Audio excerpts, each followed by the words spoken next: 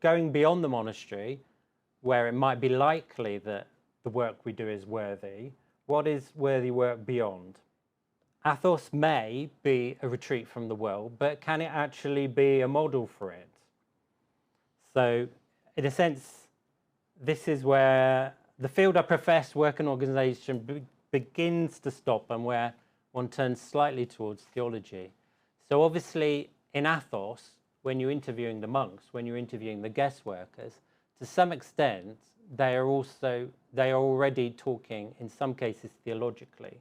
They are living in an environment that has been shaped by the Church Fathers to a large extent, by St. Basil, for example. So one might think, therefore, that there is this connection already between the two. So in Athos, work is not judged by status, skill or income, but by telos, what it is for, the form, how it is done, and the relation, who it binds together. And I think this does reflect Church Fathers such as St. Basil, where perhaps their work is worthy when it disciplines desire and turns surplus into mercy. And for St. John Cassian, work is worthy when it binds prayer to the hands and cures Acadia through stable shared labour. So in my field, there is the phrase meaningful work, but that's quite narrow. It's often intellectual rather than manual. And one of the classic examples of meaningful work is academia. But I would say academia is not necessarily worthy work.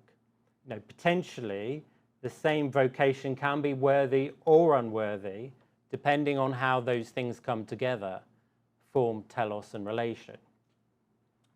So here I'm looking at example vocations outside of Athos. How might these be worthy? How might they be unworthy? So I'm taking the classic example of academia, which is thought of as an archetype of meaningful work. Well, it might be worthy if that intellectual work answers to truth and persons.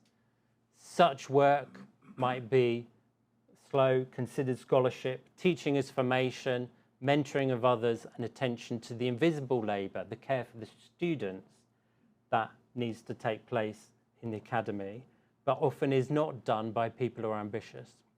And therefore, on the other side, when it becomes unworthy is when we're careerist, we put novelty over truth and abstraction from lived human stakes. So that's my own profession.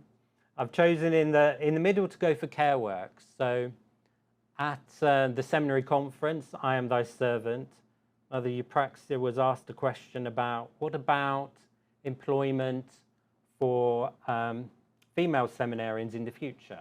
What choices might they make? And she used the example of nursing, for example. So as a good choice. So here, care work. What may make it worthy? Well, if it's bodily patient labour that sustains vulnerable life, there we might think characteristic practices of being attentive, the routine of such work, working as a team in terms of caring, and accepting the dependence of humans on each other. But becoming unworthy if one treats speed over presence, carers as expendable, etc. If one makes it too rationally efficient and therefore about economics rather than human care and interaction. And then finally, manual trades. So manual trades being what was privileged in the monastery and what is spoken about quite a lot by St. Basil. Here, what would make manual work worthy is necessary work that serves common life and meets real human need.